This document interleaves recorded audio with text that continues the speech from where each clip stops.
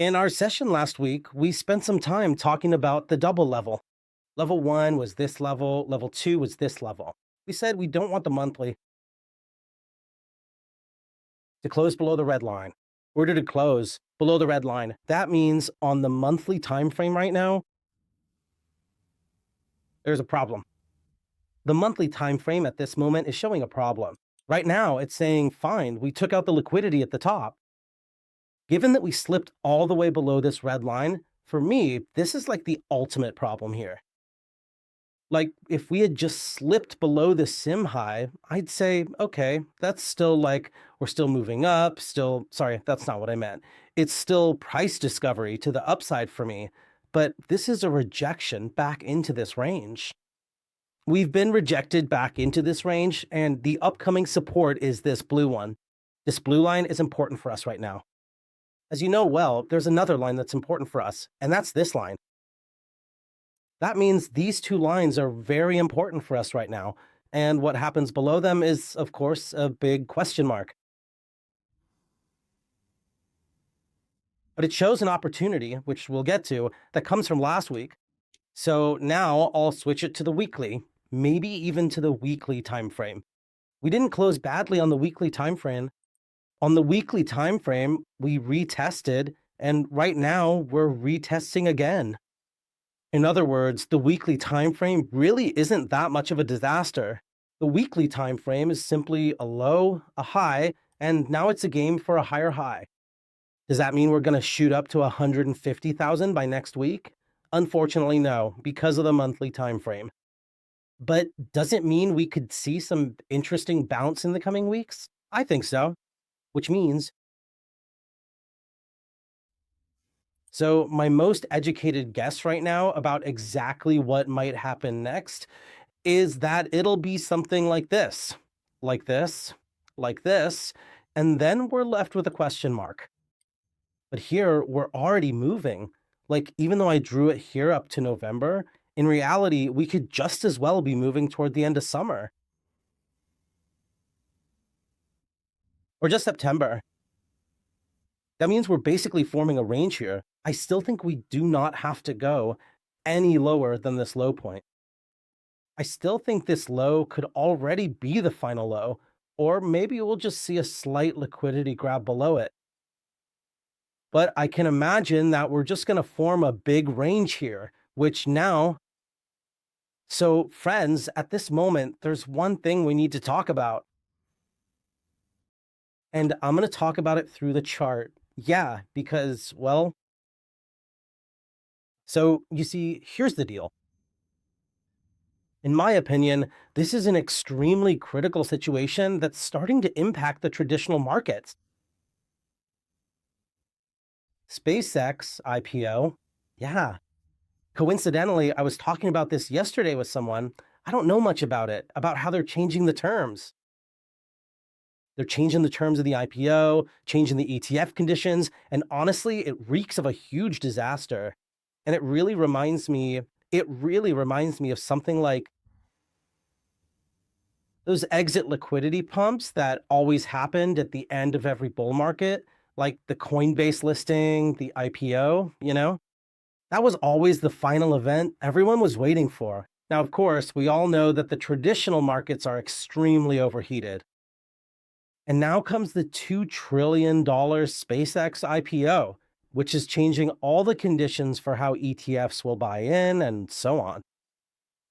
And as we can see, there's an 89% chance that the SpaceX IPO will happen by the 15th. That means within 15 days.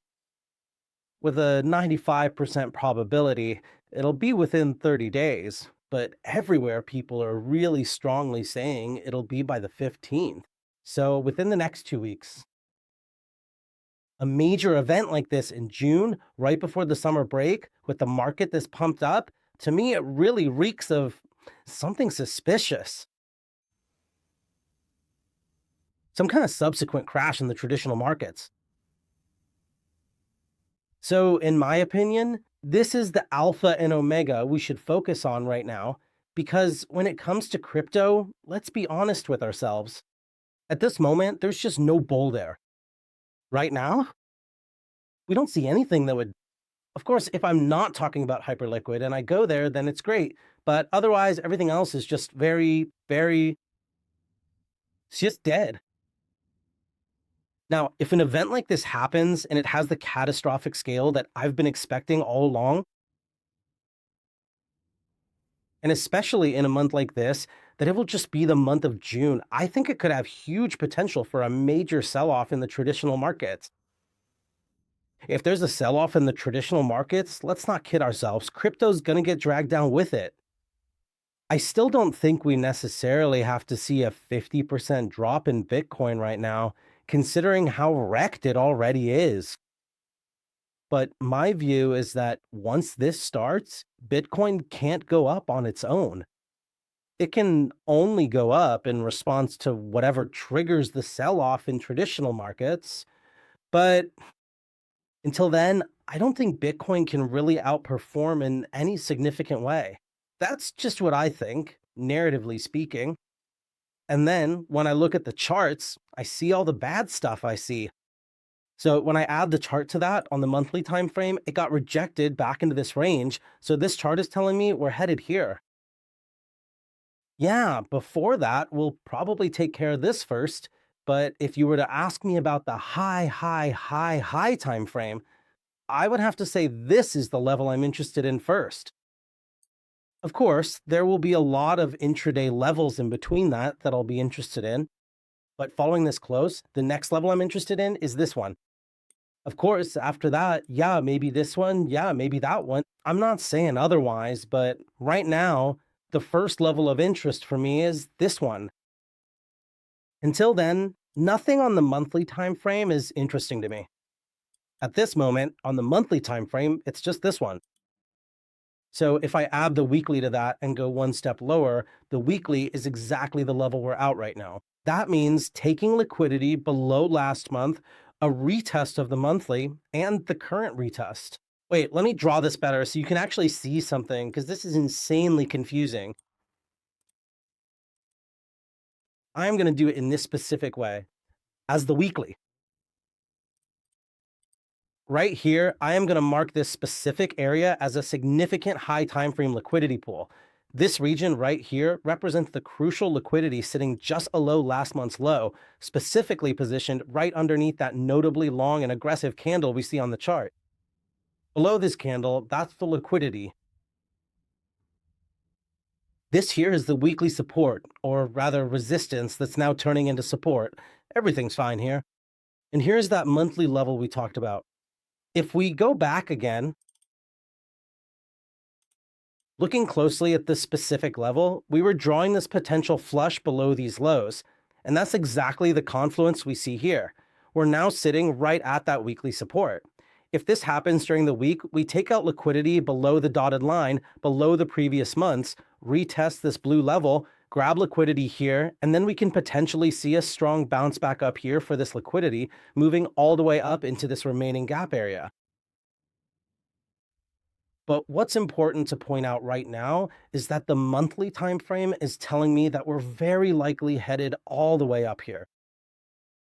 That essentially means I'm still patiently waiting for a potential trade setup that will look exactly like the specific one we drew up together last week. However, based on that monthly candle, I no longer think we'll be able to shoot straight up right away, but I do think something like this could be waiting for us afterward. And once this range is formed, I don't know if the range will just end by us making a spring below this table or something similar. But for me, that would be exactly the kind of September or October when we get out of some kind of accumulation range like this.